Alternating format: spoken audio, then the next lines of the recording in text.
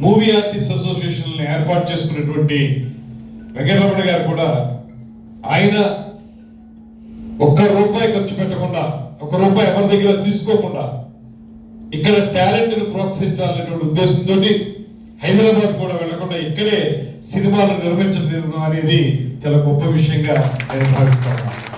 ఇప్పుడే చూశాను ధర్మచక్రం యొక్క మొత్తం మ్యాగజైన్ అంతా చూశాను. అందులో అందరు ఆర్టిస్టుల్ని ఆయన పెట్టారు. ఆ రోజుని పేషీలో నేను మంత్రిగా పదవి స్వీకారం చేసిన తర్వాత వచ్చి నా చేత కూడా అది ఓపెన్ చేయించారు.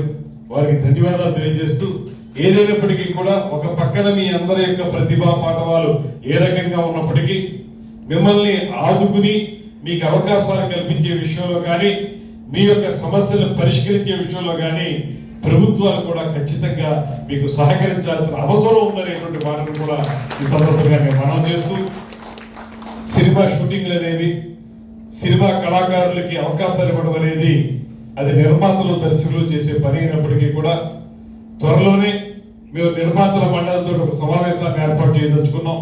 అప్పుడు నేను సినిమా మంత్రిగా, అదేవిధంగా మనకి స్వయంగా కళాకారుడైనటువంటి పవన్ కళ్యాణ్ గారే ఉప ముఖ్యమంత్రిగా కూడా ఉన్నారు. కళల పట్ల ప్రత్యేకమైనటువంటి శ్రద్ధ కనబరిచేటువంటి చంద్రబాబు నాయుడు గారు ముఖ్యమంత్రిగా ఉన్నారు. మేము త్వరలో ఒక సమావేశం ఏర్పాటు చేయబోతున్నాం.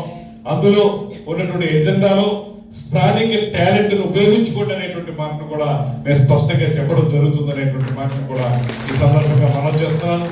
అదేవిధంగా సినిమా రంగానికి అవసరమైనటువంటి ఇతోధికమైనటువంటి సేవని అందించడానికి కూడా పార్టీ, అదేవిధంగా ప్రభుత్వం సంపూర్ణంగా కృషి చేస్తుందనేటువంటి మాటను కూడా మరొకసారి తెలియజేసుకుంటూ, ఈ రోజు మీ అందరికీ మీ ఐడెంటిటీ కార్డు ఇచ్చేటువంటి కార్యక్రమం నాకు చాలా ఆనందం కలిగించింది.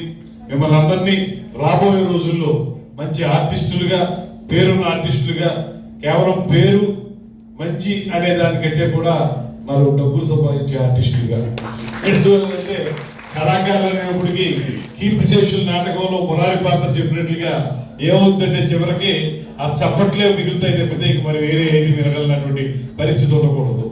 గతం కంటే ఇప్పుడు సినిమా రంగంలో ఉన్నటువంటి తారలు కానీ, సినిమా నటీనటులు కానీ చాలా జాగ్రత్త పడుతున్నారు. మనకు అది కూడా